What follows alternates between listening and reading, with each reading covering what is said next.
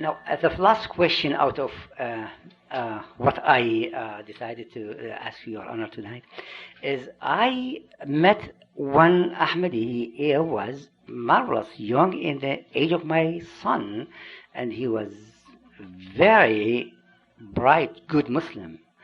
And really, I asked him, I attracted him, and we spoke together. And I found that he told me I am Ahmadi. Now, I never heard about Ahmadi before. Yes. And the point is that I asked him to give me some of the books. I read all the books. Of course, you know that for a person who never confronted with such a thing before, he has to ask many questions. Yes, yes. Now, one question I have is, why Ahmadi, not a Muslim? Who told you we are not a Muslim? We are not Muslims. Your Honor, I repeat my question again. I didn't say why not Muslim but Ahmadi. I said why Ahmadi, not Muslim. That is what I'm saying.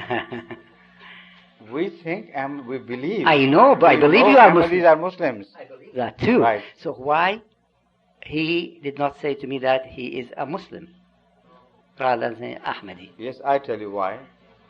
Because if you look at this microphone from your angle, it would appear to you of a certain shape. If you look at it from my angle, it will appear to you from a different shape, in a different shape.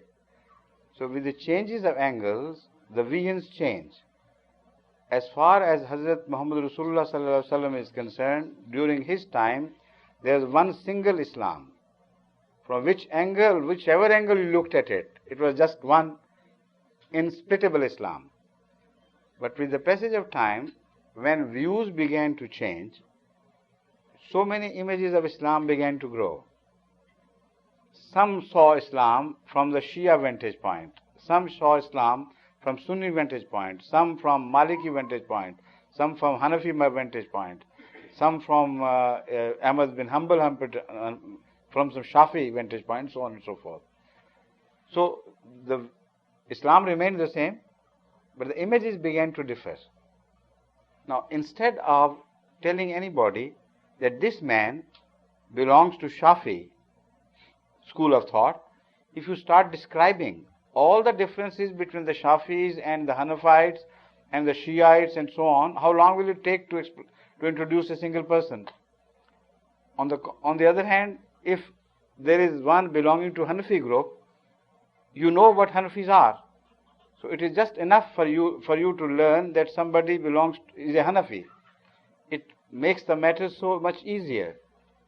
But if all are called just Muslims, and while they differ with each other, so to describe these differences, it will take a laborious, lengthy introduction to tell you where he belongs.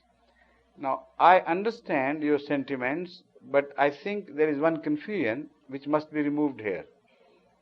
Sectarianism is bad. There is no doubt about it. But sectarianism is never born out of titles.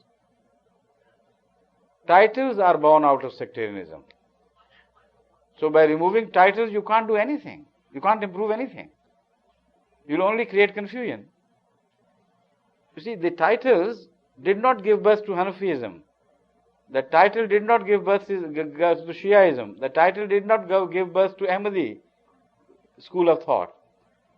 The school of thought came to be born. Then came the title. So you want to remove the symptom and not the root cause. The root cause of difference is difference itself. Your Honor, I can see, I'm a man of science. I'm not a man of philosophy, though my doctorate is philosophy of science. But I'm a statistician myself. I feel that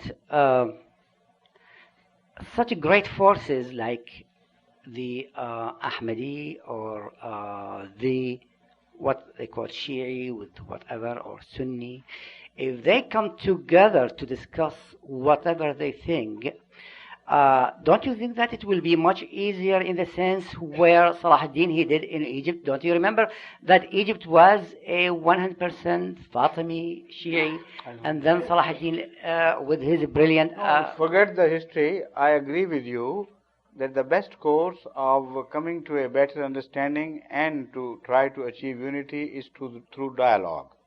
And the dialogue must be promoted. This is what we stand for. But when the others begin to see that our arguments begin to penetrate and make inroads into their followers, then they react very violently. And they don't stop short of argument only. That is a process which nobody on earth can change. This will happen again and again.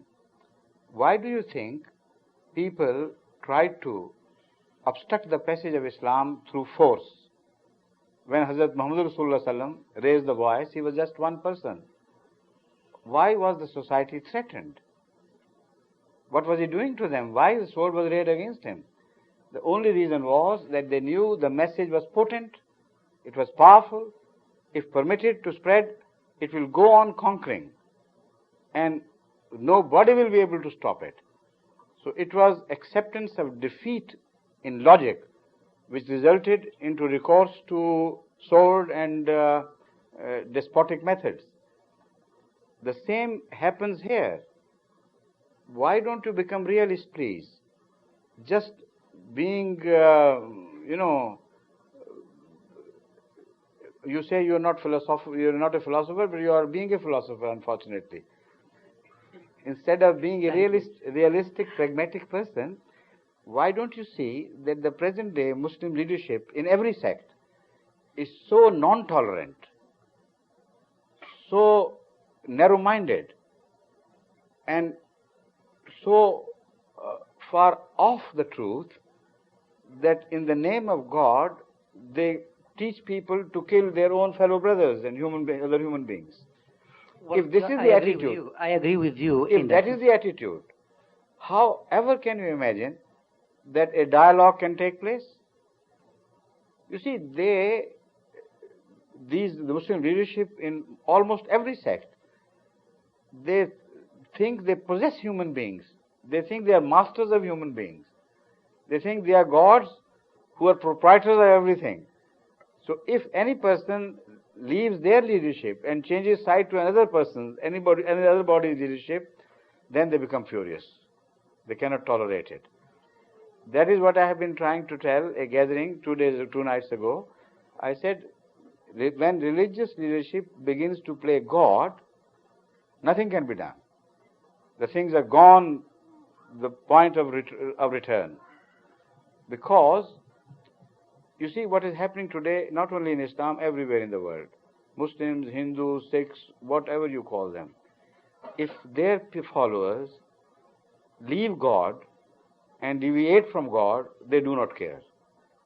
When they tell lies, they leave God. When they accept bribe, they leave God. When they commit crimes of all sorts, they leave God. Is that not right? No religious leader is ever bothered about this.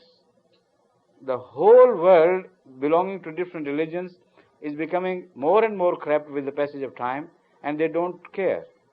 But if a Christian becomes a Muslim, if a Muslim becomes a Christian, then they care. Then they begin to worry. Because they treat them as their own territory. So this is not a right climate for dialogue. Those who go into dialogue, they suffer. And we suffer. We know that from practice, from our experience. And we don't care. So we will continue to use the instrument of dialogue to convince others. But I assure you, the response from them would not be the same. Well, of course. Please, just a minute. Sure. Let's stop this duel, please. It's two-sided, too much. Because there are so many other people, and some non-Ahmadi guests are also there. Well, they would also like to say a word or so. Sure. So with due respect, I would like to converse with you for a longer period, but this is a session where some others are also present. I have to thank you very much for the time. Thank you very much for coming. And it's my pleasure, and I hope to see you. And would you come forward before you stop and shake hands with me? Definitely my pleasure. So that we part friends, not. Huh? Assalamu alaikum. Assalamu alaikum. Assalamu alaikum. MashaAllah. Assalamu alaikum. Brother. Assalamu alaikum. Barakallahu.